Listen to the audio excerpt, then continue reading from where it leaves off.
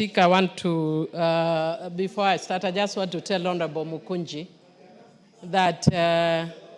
Order, Mukunji, you finish your contribution, listen to others. Yes, and you need to listen because I'm actually, before I say mine, I just wanted to tell him that even though he's saying he's learned, one of the things that he has not yet learned effectively is how to be in opposition.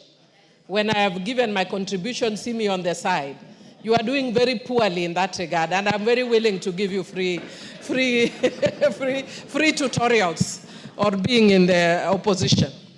Mr. Speaker, as a human rights defender, I have been against the issue of abductions, and I've raised it before the floor of this House and elsewhere. And I'm very happy that I have seen actually almost disappearance of the issue of human abduction. Mr. Speaker, whether I'm in government or outside, broad-based, non-broad-based, human rights remain human rights. And I have raised it consistently. And Mr. Speaker, when our colleague was allegedly abducted, I condemned his abduction. Mr. Speaker, this comes shortly after our colleague was actually murdered. Just the day we were going on recess, our colleague was here. I turned my back, he was here. And then minutes later, I'm seeing a notice he's dead, gunned down. So the issue of security of members of parliament is a very serious issue. Mr. Speaker, I have myself been a victim of attack. I was attacked in my first time by men wielding guns, 7 men.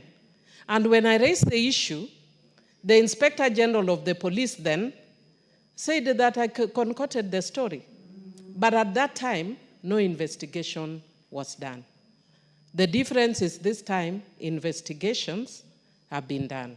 I would be the last person to actually politicize about attack because I've been a direct victim. But Mr. Speaker, it is on that note that it would be very, very unfortunate that an honorable member would make me waste time sympathizing and standing with him if at all he has actually faked his own abduction. It would be very unfortunate after our own member of parliament has been shot dead that you bring theatrics that touch on our security. Today it may be drama, tomorrow it may be a reality. When you cry wolf, one day it will be a reality and there will be nobody to deal with you. So Mr. Speaker, what I would want to say, so that members are more secure. The police have given us preliminary report. Can the police conclude? And should it be found that this is actually false allegations, Mr. Speaker, he should be prosecuted as an example to others. This is not a joke. And not only that, Mr. Speaker, the issue of abduction has been a very serious issue in this country. And it is one of the reasons that we find our young people very annoyed because they keep saying we are being abducted. I would be shocked to discover that all along it is not the police that are abducting. I would be really, it is mind-boggling, Mr. Speaker.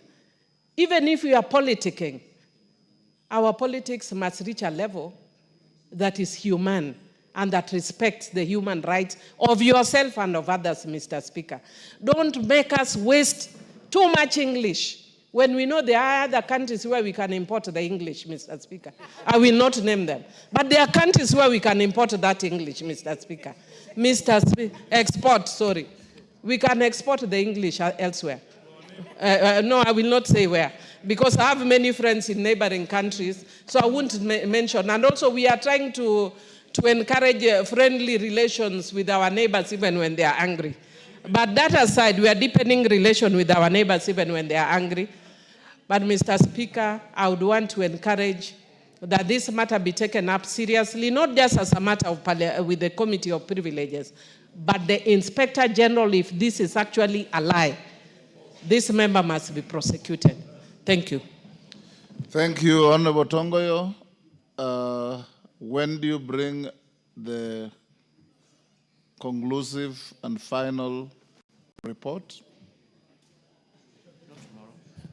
Honorable Speaker, I know the predicament you suffered, yeah, there are actually too that many. you couldn't be able to see your colleague. Yeah. I personally can inform the House that I called the DCI and informed me that he was also denied the opportunity with his officers to see the member. So tell the IG to finalize and give us the conclusive investigations in the matter, then I'll give directions.